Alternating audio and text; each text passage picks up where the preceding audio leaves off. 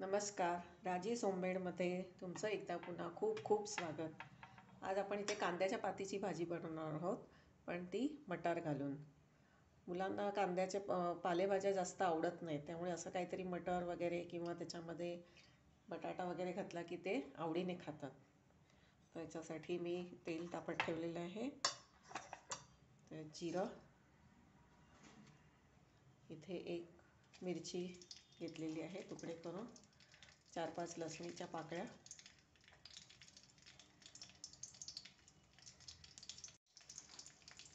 हिंग,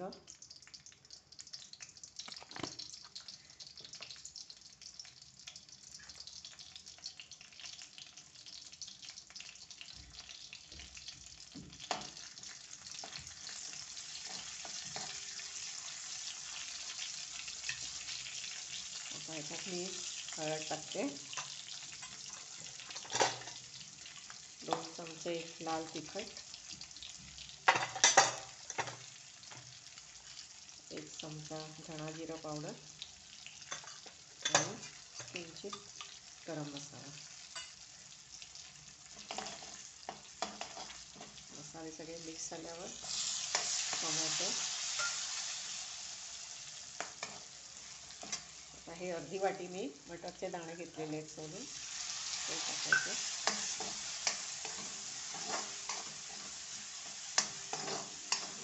मटर जोपर्यंत सीझनमध्ये मिळतात तोपर्यंत भरपूर खाऊन घ्यावे, कारण मटरमध्ये विटॅमिन ए भरपूर प्रमाणात असतं आणि तसंच हे कांद्याच्या पातीमध्ये पण आपल्याला विटॅमिन ए भरपूर मिळतं. तर त्याच्यावरच मी हे कांद्याची पात टाकते. स्वच्छ धुवून घेतलेली आहे बारीक चिरून.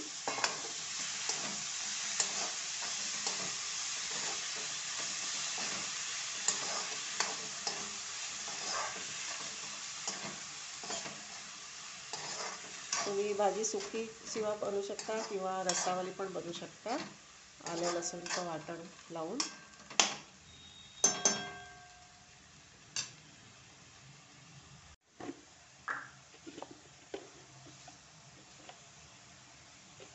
यातच मी मीठ टाकणार आहे, चवीप्रमाणे.